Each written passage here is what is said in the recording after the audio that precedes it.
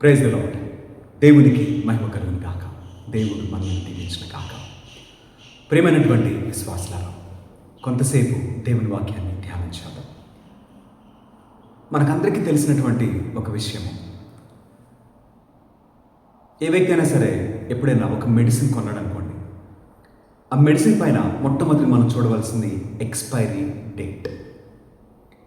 ఆ expiry date అనేటువంటిది దేనికి సూచనగా ఉంది అంటే, మనము కొన్నటువంటి ఆ మెడిసిన్ ఆ సమయం తర్వాత అది పని చేయబడదు, దానివలన ఎలాంటి ప్రయోజనము లేదు అని ఆ ఎక్స్పైరీ డేట్ మనకు చాలా స్పష్టంగా తెలియచేసేటువంటి సందేశం అది. ఆ ఎక్స్పైరీ డేట్ రాక మునిపే మనము దానిని ఉపయోగించుకోవాలి. ఒకవేళ నువ్వు ఆ ఎక్స్పైరీ డేట్ తర్వాత ఉపయోగించుకుంటే దానివలన ఎలాంటి ప్రయోజనము లేదు. కాకపోగా దానివలన మనకు కీడు జరిగేటువంటి అవకాశము చాలా ఎక్కువగా ఉంటుంది.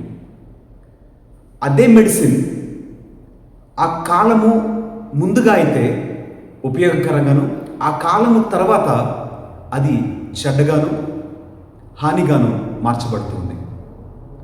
ఎక్స్పైరీ డేట్, కాల పరిమితి, ప్రతి దానికి కూడా కాల పరిమితి ఉన్నది. మనము చూసేటువంటి ఈ వస్తువులు కావచ్చు, ఈ లోకం కావచ్చు, ఈ భవనాలు కావచ్చు, దేనికైనా సరే ఒక ఎక్స్పైరీ డేట్ అనేది ఉంది. ఆ కాల పరిమితి తర్వాత దాని వలన ఎలాంటి ప్రయోజనము ఉండదు. కొన్ని సమయాలలో దాని వలన ఇంకా కీడు జరగవచ్చు, హాని జరగవచ్చు. ప్రయోజనం లేకపోగా హాని జరిగేటువంటి సందర్భాలు కూడా కొన్ని మనకి కనిపిస్తున్నాయి. ఈ ప్రపంచంలో అన్నిటికీ కూడా ఒక కాల పరిమితి ఉంది. పలానా డేట్ వరకు అని చెప్పేసి అని నిర్ణయిస్తారు. ఒక ఇంజనీర్ ఒక బిల్డింగ్ కడితే ఆ బిల్డింగ్ 50 సంవత్సరాల పాటు లేదా 100 సంవత్సరాల పాటు అని ఒక కాలాన్ని నిర్ణయిస్తారు. ఆ తర్వాత అది ఎప్పుడైనా కూలిపోవచ్చు. ఆ తర్వాతకి గ్యారంటీ లేదు అని అర్థం. అయితే మనిషి జీవితానికి ఎక్స్పైరీ డేట్ ఎప్పుడు? నీకు తెలుసా? నీవు ఎంతకాలం బ్రతుకుతావో నీకు తెలుసా? ఎప్పటి వరకు నీకు సమయం ఉన్నది అని నీకు తెలుసు? ఎప్పటి వరకు నువ్వు ఉన్నటువంటి ఈ స్థితిలోనే ఉంటావు అని నీకు నమ్మకం? ఈ ప్రశ్నకు సమాధానం ఏ మనిషి కూడా చెప్పలేడు. ప్రపంచంలో ఇప్పటి సమాజంలో ఇప్పటి స్థితిగతులలో జరుగుతున్నటువంటి పరిస్థితులు ఎలా ఉన్నామనంటే, ఏ మనుషుడైనా ఎప్పుడైనా సరే దాటిపోవచ్చు, తలకిందులైపోవచ్చు. మనమందరం కూడా అతనికేంటి ధనవంతుడు కదా, అతనికేంటి బలశాలి కదా, అతనికేంటి పలుకుబడి కదా, అధికారం ఉంది కదా, ఇలాగున ఒక మనిషి తను చూసిన దాన్ని బట్టి, తనకు తెలిసిన దాన్ని బట్టి అనేక విధాలుగా మాట్లాడవచ్చు. వాటన్నింటిని కూడా తలకిందులు చేస్తూ ఆ మనిషి ఊపిరి ఆ రాత్రికే ఆగిపోవచ్చు. చేసేటువంటి ప్రయాణంలోనే అర్ధాంతరంగా మరణించవచ్చు. ఈ లోకంలో అన్నిటికీ కూడా ఒక ప్రత్యేకమైనటువంటి కాల పరిమితి ఇవ్వబడింది. కానీ మనిషికి మాత్రమే ఏ సమయంలో ఆ ముగింపు ఉన్నది అని మనిషికి మాత్రం తెలియదు. ఈ మాటలు నేను మీకు ఎందుకు చెప్పుచున్నానంటే, ప్రసంగి గ్రంథము 12వ అధ్యాయము 1వ వచనం మనం చదువుకుంటే అక్కడ చాలా స్పష్టంగా రాసినటువంటి మాటలు, దుర్దినములు రాకమునిపే, నీ కాలు రాయికి తగలక మునిపే, నీవు సమస్యలలో శోధనలో చిక్కుకొనక మునిపే, నీ పైకి తీర్పు రాక మునిపే, నీ బాల్య దినములలో నీ దేవుని యొక్క జ్ఞాపకం చేసుకో, నీ దేవుని యొక్క కృపను జ్ఞాపకం చేసుకో, ఆయన ప్రేమను జ్ఞాపకం చేసుకో.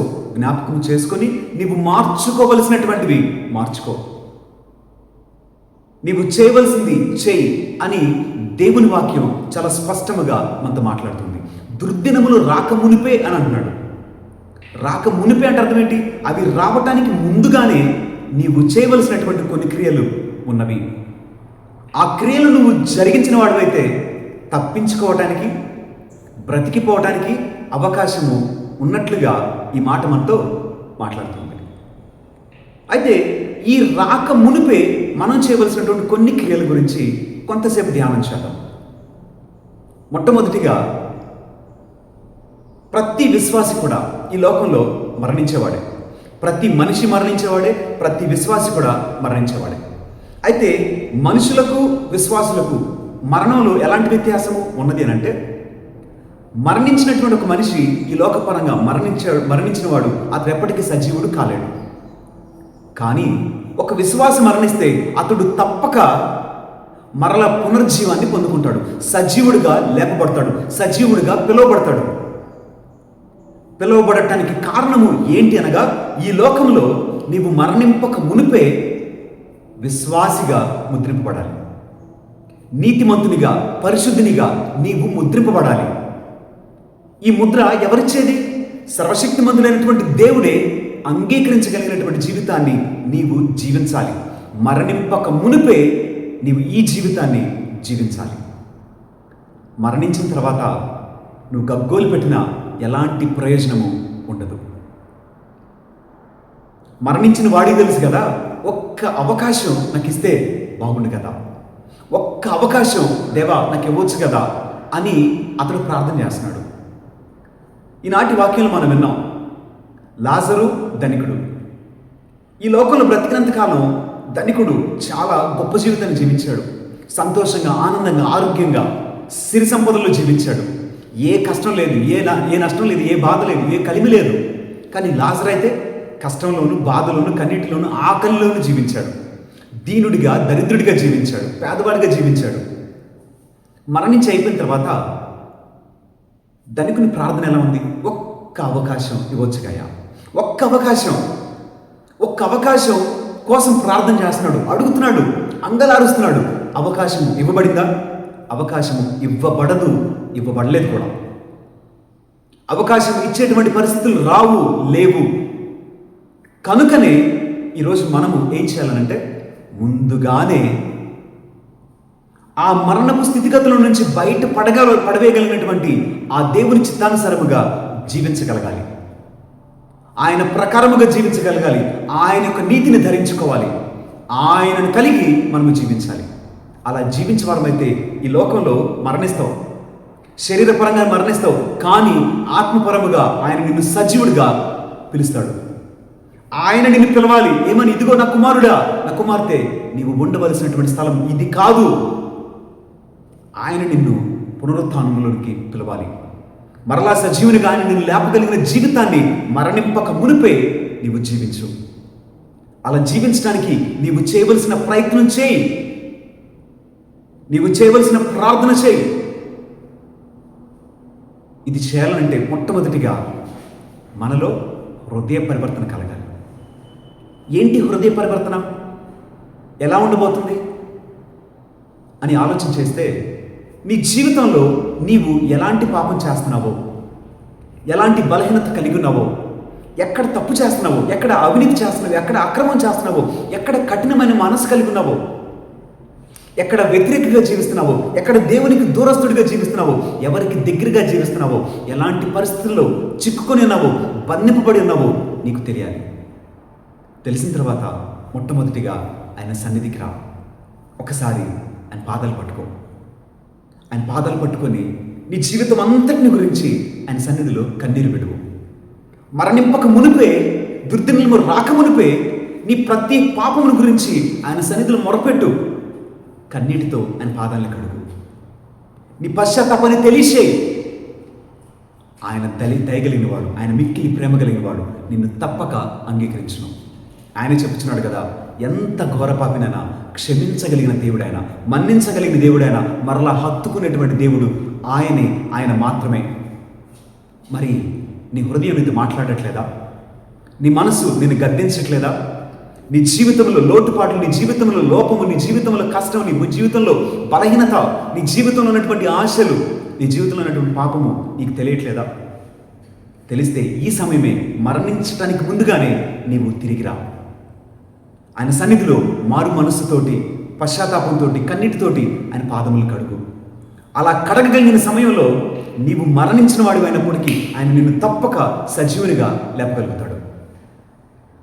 ఎందుకంటే ఎప్పుడు మరణిస్తామో మనకైతే తెలియదండి.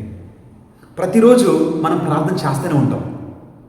ప్రార్థన చేయడానికి ముందుగా, దేవా థ్యాంక్ యూ లార్డ్ అని చెప్పేసి ఈ రోజంతటిని గురించి దేవునికి కృతజ్ఞత తెలియచేస్తాం. కానీ దేవుని వాక్యం ఏం మాట్లాడుతుంది మనతోటి? నీతిశూరుడు ఉదయింపక మునిపే నీవు త్వరపడి సమాధానపడము. ఎవరితో సమాధాన పడాలి? మొదటిగా నీ తండ్రి అయినటువంటి దేవునితోటి తప్పక సమాధాన పడాలి. సరిపోతుందా? కాదు. నీ పొరుగు వానితో తప్పక నువ్వు సమాధాన పడాలి. సమాధానపడి నువ్వు విశ్రమించడానికి వెళ్ళు.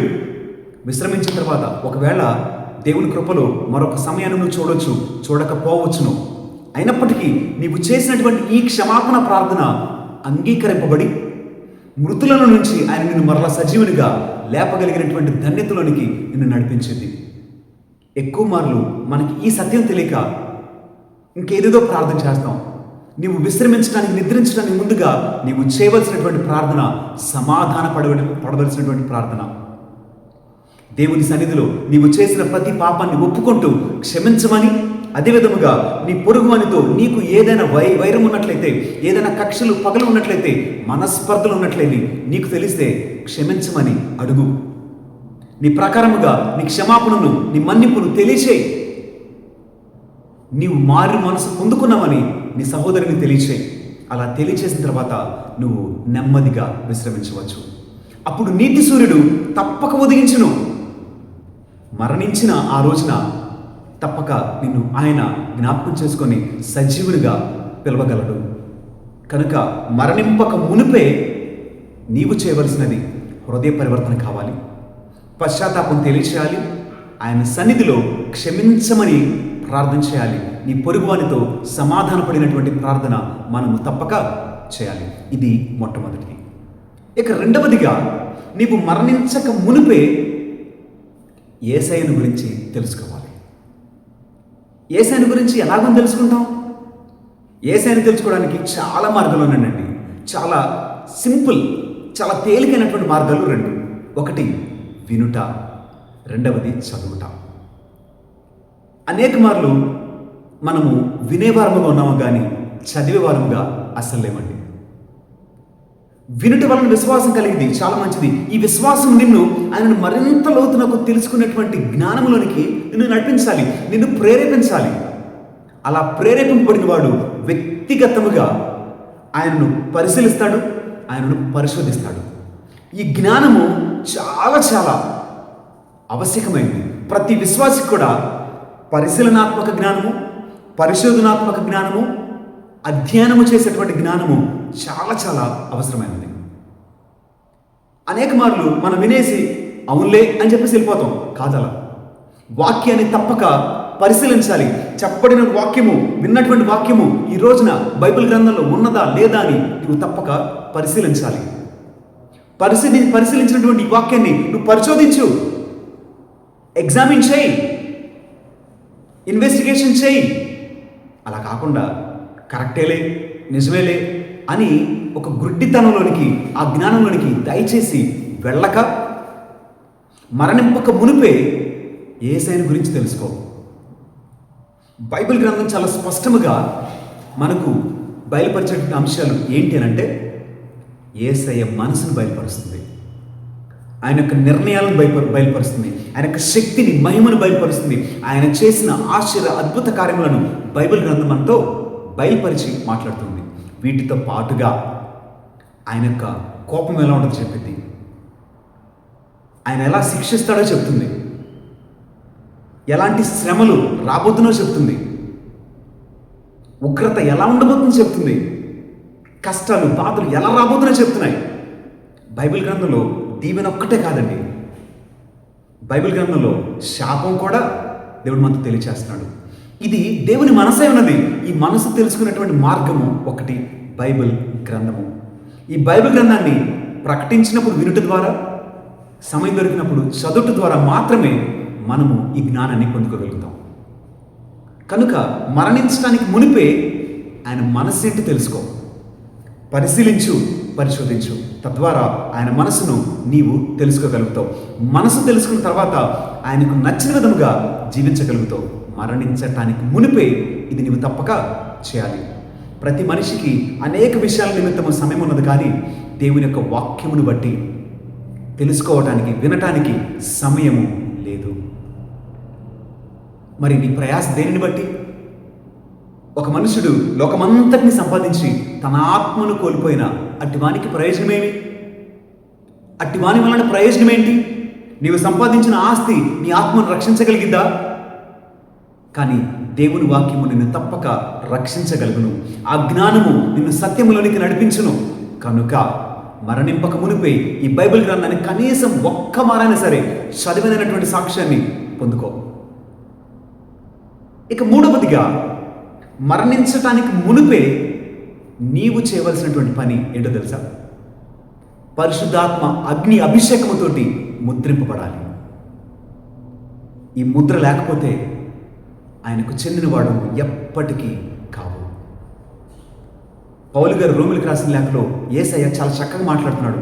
ఇదిగో ఆత్మ లేనివాడు నాకు చెందినవాడు ఎన్నడును కాడు అని. ఆత్మ అభిషేకము తప్పక మనము పొందుకోవాలి. ఈ అభిషేకము ఆత్మ లేకపోతే ఆయనకు చెందినవాడివి కావు.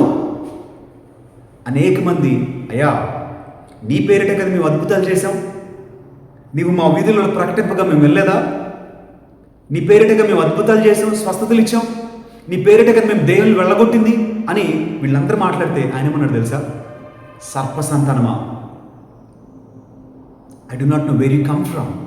మీరు ఎక్కడి నుంచి వచ్చారు నాకైతే తెలియదు అంటాడు ఆయన. అంటానికి గల కారణం ఏంటి? ఆయనకు చెందిన వారా, చెందని వారనా? చెందిన వారైతే ఆత్మలో అభిషేకింపబడిన వారు. ఈ పరిశుద్ధాత్మ దేవుని అభిషేకం వలన నీవు యేసయ్యకు చెందినవానిగా ముద్రింపబడతావు. మరణింపక మునిపే నీవు ముద్రింపబడాలి. అభిషేకముతోటి ముద్రింపబడాలి. పరిశుద్ధాత్మ ముద్ర కనిపించాలి. అలా కనిపించిన వాడే చివరి బాక ఊదిన వెంటనే మహిమ శరీరం ధరించుకొని మధ్యాకాశంలో మన రాజును కలుసుకోవడానికి మనం వెళ్ళగలుగుతామండి. కనుక ఒకసారి ఆత్మ పరిశీలన చేసుకుందాం. మరణింపక మునిపే ఒక తండ్రిగా, ఒక తల్లిగా ఆస్తిపాస్తులన్నింటినీ కూడా చక్కబెట్టాలనుకుంటావు కదా. ఎవరికి ఎంత వాటర్ రావాలని ఆశపడి ఆలోచన కలిగి ఉంటావు కదా, ప్రణాళిక చేస్తావు కదా.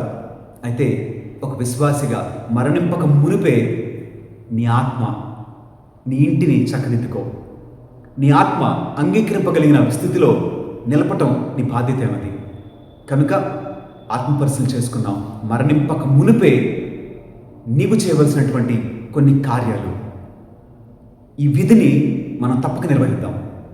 ఈ నిర్వహించడం ద్వారా మనము అంగీకరింపబడతాం, సజీవులుగా లేపబడతాం. లేకపోతే ధనికుడు చేసినటువంటి ప్రార్థన వలన ఎలాంటి ప్రయోజనము లేదు. అతనికి మరొక అవకాశము ఇవ్వబడలేదు. అవకాశం ఇచ్చేటువంటి పరిస్థితులు ఉండవు. తనేమన్నాడు తెలుసా? అయ్యా మా ఇంటి దగ్గర 4 అన్నదమ్ములు ఉన్నారయ్యా, ఒక్కసారి లాజర్ను పంపొచ్చుగా. లాజర్ మాటలు వింటే నేనున్నటువంటి పరిస్థితి వాళ్ళకి అర్థమైంది కదా. వాళ్ళైనా సరే జ్ఞానం కలిగి, మెలకువ కలిగి ఈ పరిస్థితికి రాకుండా తప్పించుకుంటారు కదా అన్నప్పుడు అబ్రహాం గారు ఏమన్నారు? వారి కొరకు మోషే గారు ఉన్నారు, ప్రవక్తలు ఉన్నారంట. వాళ్ళ మాటలు ఆలకిస్తే సరిపోయింది. కానీ ఆలకించే మనుషులు లేని, ఆలకించేటువంటి మనసేది. ఈ రోజున మన స్థితిగతులు కూడా ఇలా ఉన్నవేమో. మనకు ముందుగా వెళ్ళిన వాళ్ళకి తెలుసండి, ఒక్క అవకాశం వస్తే తిరిగి రావాలని, తిరిగి వచ్చి ఎప్పటికైనా సరే ఆయన పాదాలు పట్టుకోవాలని, వాళ్ళ జీవితాలను మార్చుకోవాలని వారికి తెలుసు. కానీ బ్రతుకున్న వాడికి ఏ రోజున తెలియదండి. మరణించిన తర్వాత తెలిసింది దేని విలువ అయినా సరే. ప్రాణం ఉండగానే, దుర్దినములు రాక మునిపే నీవు జాగ్రత్త పడు.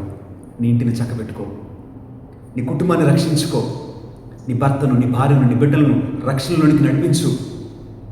ఇది రాకమునిపై హృదయ పరివర్తన కలిగి ఆయన పాదాల కడుగు. ఆయనను గురించినటువంటి, ఆయన మనసును గురించినటువంటి జ్ఞానాన్ని పొందుకో. ఆత్మలో అభిషేకింపబడు.